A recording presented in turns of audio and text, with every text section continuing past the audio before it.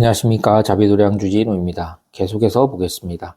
또 어떤 보살은 좋은 반찬과 음식들과 100가지 탕약으로 부처님과 스님들에게 보시하며 천만냥 값어치의 옷과 값을 매길 수도 없는 훌륭한 옷을 부처님과 스님들에게 보시하며 또 천만억 가지의 전당과 보배로 지은 집과 온갖 기규한 와구를 부처님과 스님들에게 보시하며 맑고 깨끗하며 열매가 무성한 숲과 흐르는 샘과 맑은 연못을 부처님과 스님들에게 보시하는 등 이와 같은 갖가지 미묘한 보시를 싫어함이 없이 매우 기쁘게 하면서 위없는 도를 구합니다.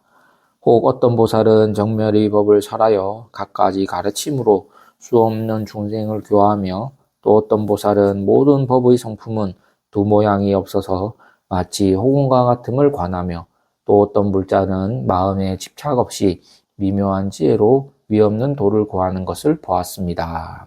여기까지 설명드리면 앞서 이 부분에서는 보시라는 부분이 많이 나옵니다. 여러 보시를 하는데 사실 이 보시는 불교에서 최상의 깨달음을 구하는데 아주 훌륭한 공덕이 됩니다. 최상의 공덕이다 그래요.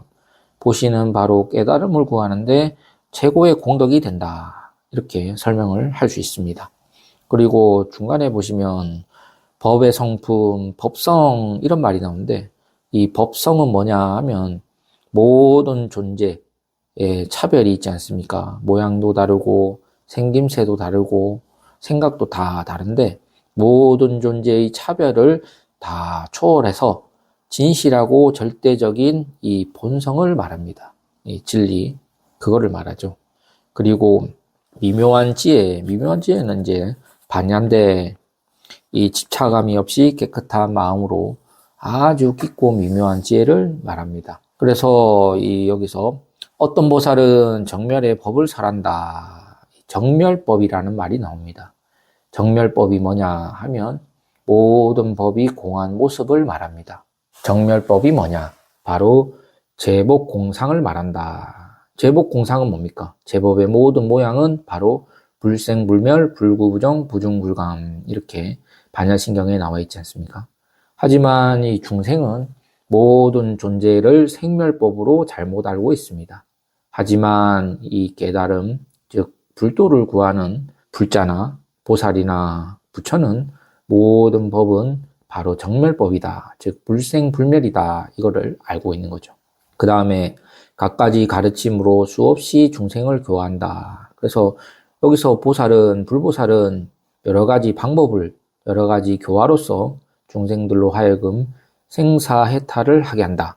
생멸법을 여의고 정멸법을 얻게 한다. 즉 깨달음과 합해지게 한다. 여러 가지 방편을 써서 그런 거죠. 그리고 모든 법의 성품은 두 모양이 없어서 마치 호공과 같음을 관한다. 여기서는 일체 법성은 있다거나 없다거나 하는 상이 있다. 그거죠. 그래서 법성계에서 법성 원흉무이상이다. 그래요. 마치 법성은 허공과 같다. 그래요. 허공에는 무엇이 있지 않습니다. 아무것도 없고 일체 형상이 없어요. 그런데 모든 존재는 또 이 허공을 떠나서 존재하지 않아요. 모두 허공 속에 포함되어 있습니다. 한 예로 이 물컵이나 그릇이나 병, 항아리 모두 모양은 다 다르지만 거기에만큼 허공이 있습니다. 그것처럼 우리의 모양은 다 다르지만 그 법의 성품은 이와 같이 같다. 그래요. 이 땅을 한 척 파내면 한 척의 허공이 있고 또 한 3m 파내면 3m의 허공이 생기지 않습니까? 그러면 이 땅을 파내기 전에 허공이 없었던 건가? 그건 아니에요. 허공은 여전히 있었습니다. 다만 보지 못했을 뿐이죠. 그래서 이 형상이 있는 곳에 허공은 여전히 존재하고 또 형상이 없는 곳에서도 허공은 존재한다. 그런데 이 허공이라고 하는 것은 우리의 법성은 어떤 모양이 있느냐? 모양이 없어요. 아무런 상이 없다. 그리고 색깔이 있고 맛이 있느냐? 아무런 색깔과 맛이 없어요. 그와 같이 제법의 모든 실상도 이와 같다 이겁니다. 그래서 여러분들께서 이 허공의 도리를 이해하면 이 자성, 법성의 도리를 이해할 수 있다 그래요. 이 허공은 근본적으로 모양과 상이 없습니다. 우리의 자성도 이와 같다 그 말이죠. 하지만 모든 산하대지, 삼라만상, 삼천대천세계가 이 허공에 있듯이 모든 것이 자성 아닌 게 없다. 이렇게 설명을 드릴 수 있겠습니다. 따라서 이 우리의 본래 자성을 이해하면, 이 하나만 이해하면 모든 것이 다 이해되고 통하지 않음이 없게 되는 것을 알게 됩니다. 그래서 부처님께서 삼신사지 오한육통을 얻으셨는데 이것을 밖에서 찾을 필요가 없어요. 모두 다 본래 가지고 있는 보물이다. 그래요. 여기서 보시면 마음에 집착이 없어 이런 말이 나오죠. 대승보살은 마음에 집착이 없습니다. 마음에 집착이 없다는 것은 뭐냐 하면 무주상이다. 그래요. 머물지 않는다. 어떤 보시를 함에 있어서 그 보시했다는 것에 머물지 않고 또 어떤 수행을 함에 있어서도 수행했다는 것에 머물지 않는다. 심지어 과거심에도 머물지 않고 현재심에도 머물지 않고 미래심에도 머물지 않는 그러한 것들이 바로 마음에 집착이 없는 겁니다. 사실 이 집착이 없어야지만 모든 일을 쉽게 할 수가 있어요. 또 부처님의 또 지혜를 얻어야지만 이 마음에 집착이 없어집니다. 그러면 이 부처님의 지혜를 얻으면 이 무집착, 무주상이 되는데 그러면 부처님의 지혜는 어떻게 얻을 것인가 하면 집착이 없다라는 것이 바로 지혜인데요. 그러면 집착이 없는 것은 어떻게 알 수 있는가? 집착이 없다라는 것을 어떻게 하면 되는가 하면 바로 실상을 제대로 보기만 하면 집착을 하지 않습니다. 앞서 뭐라고 했습니까? 제법의 모양이 모두 불생불멸 불구부정 부중불감이다 그랬거든요. 이렇게만 보기만 하면 여기에는 아무런 집착이 없습니다. 마음에도 집착이 없고 모양에도 집착을 하지 않아요. 그게 바로 이제 부처님의 지혜거든요. 하지만 지혜가 없기 때문에 그 상에 집착을 하고 이 모양에 집착을 하게 되는 겁니다. 그래서 집착이 없으면 묘한 지혜가 생기고 이 지혜가 생겼기 때문에 또 제법의 모든 모양, 실상을 제대로 볼 수 있는 겁니다. 그래서 우리 불자님들이 확인해야 될 것은 집착을 하면 어리석음이요. 집착을 하지 않으면 바로 지혜다. 놓지 못하고 버리지 못하면 묘한 지혜를 얻을 수가 없습니다.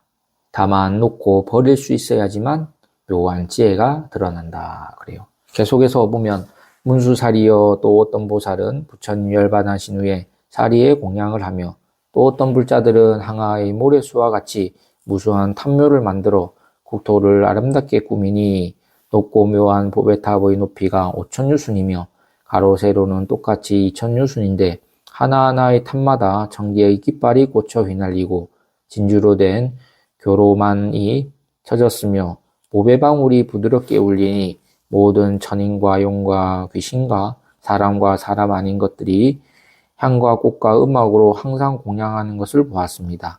문수사리여 모든 불자들이 사리의 공양을 하기 위하여 답을 아름답게 꾸미니 국토가 저절로 매우 아름답고 미묘하여 마치 전상의 한 나무에 그 꽃을 활짝 피운 듯 합니다.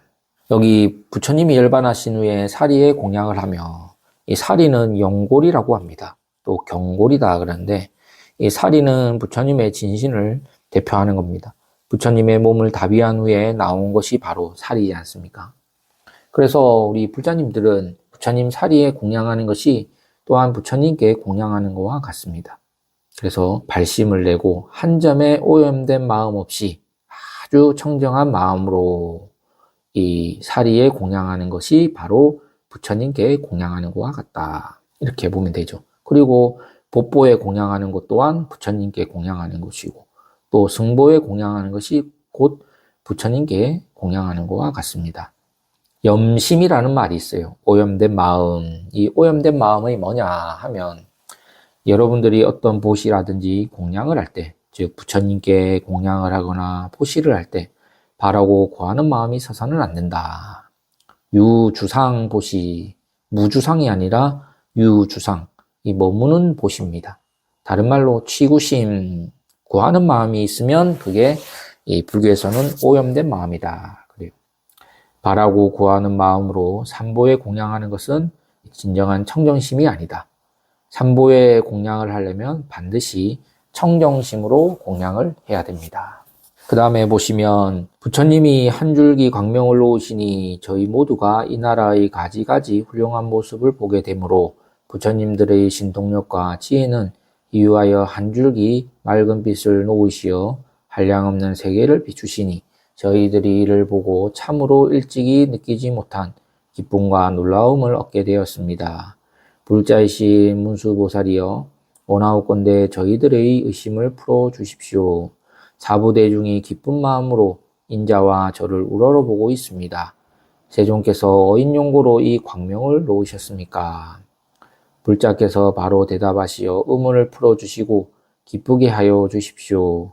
장차 무슨 이익을 주시려고 이 광명을 놓으셨습니까?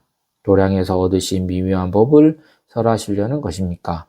수기를 주시려는 것입니까? 불국토들이 온갖 보배로 깨끗이 꾸며진 것을 보이시는 것과 부처님을 배운 것, 이것은 작은 인연이 아닙니다. 문수는 마땅히 아십시오. 사부대중과 용과 신이 당신을 우러러보고 있습니다. 무엇을 설하시려는 것입니까? 여기까지인데요.